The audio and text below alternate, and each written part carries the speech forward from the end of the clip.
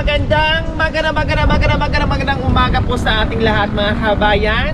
Nakita nyo naman po, nandito tayo, yung ating overlooking. Napakasarap tingnan ng dagat mga kabayan. Yes, nandito tayo mismo sa bayan ng Sual, Pangasinan. Diyos ko, ang sarap lumanghap na naman ng hangin mga kabayan at lumuwag yung ating mga puso't isipan. Kaya nakalanghap na naman tayo ng sariwang hangin mga kabayan. Nandito tayo dahil syempre yan po ang lagi kong sinasabi. Maraming salamat po sa mga nagme-message sa atin, sa mga nagre-refer sa atin, na reach out natin yung mga kabayan natin na nangangailangan ng ating pagmamahal. Sa abot ng ating mga kabayan, nagbabawas tayo sa ating mga Facebook page, no, na nagme-message sa atin, nagpapaabot ng mensahe nila na matulungan natin. At hindi tayo agad-agad maka-action, no? Mabigyan natin agad ng action dahil sa dami po, hindi lang po isa, dalawa, tatlo, kundi marami po. Kaya antay-antay lang po sa hindi pa po namin napuntahan. Soon po baka kayo na naman ang susunod. Kaya sa umagang ito mga kabayan, samahan niyo po kami. Dito, meron tayong pupuntahan. Sabi po mga kabayan, isa itong 6-footers mga kabayan, at yung kayang tinutulugan ay kapiranggot. Ang makikita natin mamaya kung ano ba talaga ang sitwasyon nitong ni-refer sa atin. At meron tayong special guest today, guest po. So abangan nyo na po kung sino. Siya ay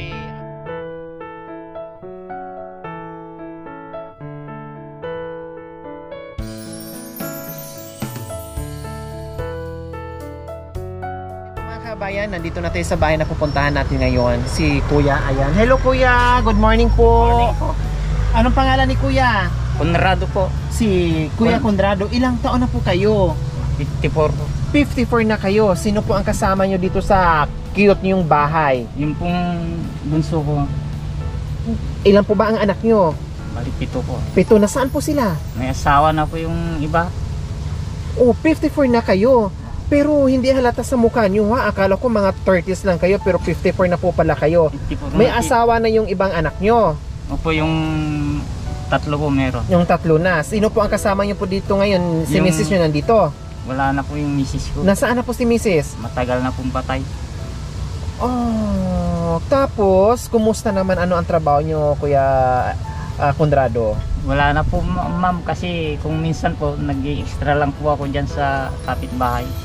Tapos, Yun lang po, wala na po. Tapos anong klaseng trabaho po yon? yung nagkakabiti kami, nag-aasinta ng Po- auto block.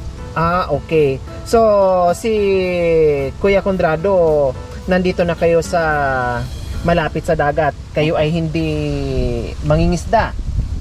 Wala po akong bangkang mami, tsaka lambat eh. O kasi kailangan kasi may bangka at may lambat para mahuli yung isda. So, hindi po kayo, hindi yung trabaho nyo, kundi yung pagiging construction o magiging mason, yun po yung trabaho nyo. Pero, napansin ko sa inyo, Kuya Conrado, iika-ika kayo. Ano pong nangyari sa paa nyo? Nadaganan po ng kahoy na malaki. Paano po nangyari? Bakit nadaganan kayo ng kahoy? Ganito po yung 3 pong sangayan. Opo, tapos? Ito po yung pinuputol ko. Tapos? Nandito po ako nakapak. Nung bumigay po ito, nung gumanon, dahil nandito yung isa kong paa, tumaas na ganun tapos bumagsak dito. Kaya naipit yung paa ko na ganyan. Ito yung dalawang Puno. kahoy, nandito yung paa mo na ganyan, naipit. Ito pong naputol, yun ang umipit sa paa kong ito. Oh, Diyos ko. Tapos, Nung bali. Hindi po. Nung tinatanggal po namin ng binata ko, hindi po namin mabuhat dahil malaki. Nagpasaklulo po ako sa mga pinsan ko dyan. Buti na lang po natanggal. Tsaka wala po. Ibig sabihin, bago kayo nasakluluhan, nag-antay pa kayo ng ilang minuto habang nadaganan yung paa nyo, talagang sobrang sakit yun. Opo. Halos hindi na nga po ako makahinga nun. Ito lang naman po. Nadurog po ba? Ano po nangyari, Kuya Conrado? Medyo kon lang po dahil yung mga sugat niya. Doon na maghapot. Hindi naman po Hindi. Wala pong damage yung buto. Buto, ayun. Yun yung gusto ko sanang itanong, kung may fracture ba kayo, kung wala, talagang sugat lang at naipit lang. Wala naman po, nandyan po yung mga X-ray ko. Ito po yung mga X-ray ko. Yung, Okay. So, at least walang fracture, no? Hindi delikado, magalang sugat lang dahil doon sa pagdaga ng kahoy, kabilaan. Kaya kahit papaano, na-disgrasya man, pero ang importante doon ay hindi delikado, mild lang kumbaga. Pero syempre masakit dahil ang laki ng sugat at ayan po, namaga po yung paa nyo. Nagpapasalamat pa rin tayo dahil hindi nabalian ng buto. Kasi pag nabalian ng buto, yun yung pinakadelikado, Kuya Conrado, no? At Opo. mag-aantay ka talaga or mag-iisip ka talaga kung paano na ang buhay-buhay pag nabalian ng buto. Okay lang po yan, galos o sugat, maga, no, hihilom din po yan at isang buwan, babalik kayo sa normal at magiging ayos na yung lakad nyo, Kuya Conrado. Conrado, kumusta naman po ang buhay ngayon? Hindi kayo makapagtrabaho. Sino po naghanap buhay para merong makain sa araw-araw? wala na pong nagtatrabaho sa amin ng bunso ko eh. O paano po yung pagkain? Minsan po, yun nga pong nasabi ko, yung pa-extra pag meron Hindi, sa ngayon na meron kayong karamdaman na ganyan ang sitwasyon nyo, siyempre hindi kayo makapagtrabaho. Yun nga po eh. Wala na pong naghahanap buhay niyan. Galing kayo sa ospital, tama? Galing po ako. O anong sabi?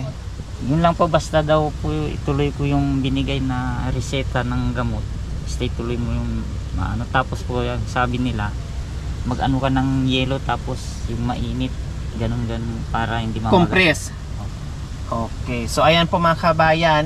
Ito yung pinuntahan natin kanina, no? Na tamang-tama naman din pagdating natin ay nasa hospital dahil follow-up check-up ni Kuya dito sa paa niya na nadisgrasya na nadaganan ng kahoy. So ngayon, buti na lang pagbalik natin dahil galing pati sa bukid, no? At pagbaba natin dito mga kabayan, ito tamang-tama naman ay uwi naman din si Kuya Conrado. Kuya Conrado, nandito kami na makaalalay habang kayo ay hindi makapagtrabaho pa muli, habang kayo ay nagpapagaling sa sugat niyo, no? At nandito kami para mag-abot ng pagmamahal para sa inyo, Kuya Conrado.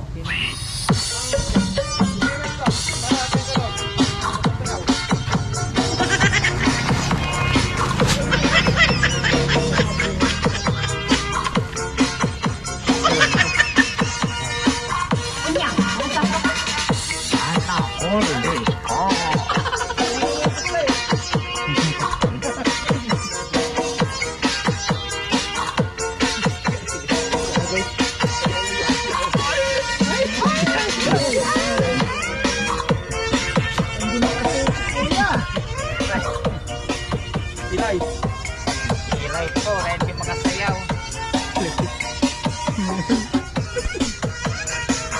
Tipid po ang sayaw namin mga kabayan kasi hindi kami makapwesto ng maayos. Mabubunggo kami mga kabayan kaya tipid na yung sayaw namin, no? Baka mamaya matanggalan kami ng lihi.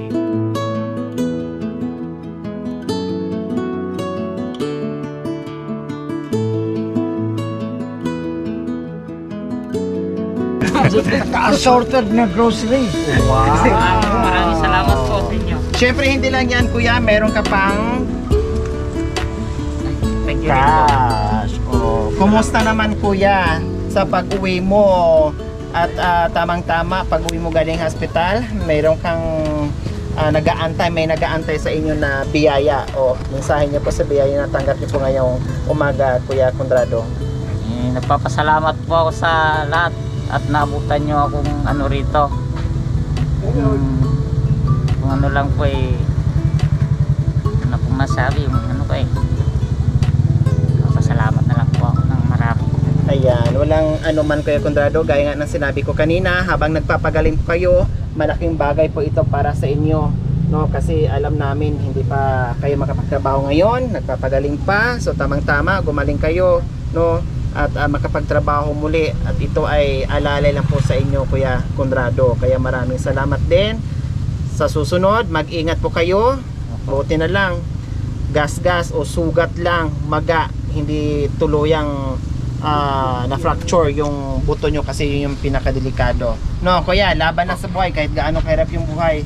Basta sipag at tiyaga lang, makakaraos araw-araw, ayos na po yun. No, Kuya?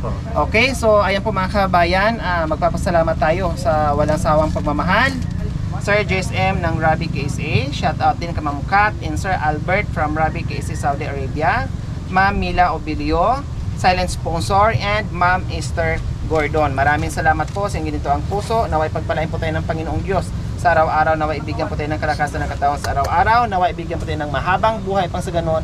Marami po tayong matulungan na gaya nila. Mga kabayan, huwag niyo pong kalimutan, paki-share and subscribe sa aking YouTube channel, Lori Aquino Talita. Maraming salamat po, Gabi sa Sol. Maraming Bye, salamat. Kuya. So si Salamat. Kuya Conrado, wala nang ibang kailangan dyan na gamot sa sugat nyo? Okay na? Ayos na? Ayos na po. Ayos na. Yung binigay po na doktor po doon, ang sabi sa akin po ngayon, continue inumin yun. Yun lang. So wala nang ibang gamot na kailangan? Wala na. Okay na. Okay, sige. Dito na kami. Ha? Salamat Mag-ingat po. kayo sa susunod. Okay, thank you Kuya Conrado. Bye-bye po. Lagyan namin sa loob.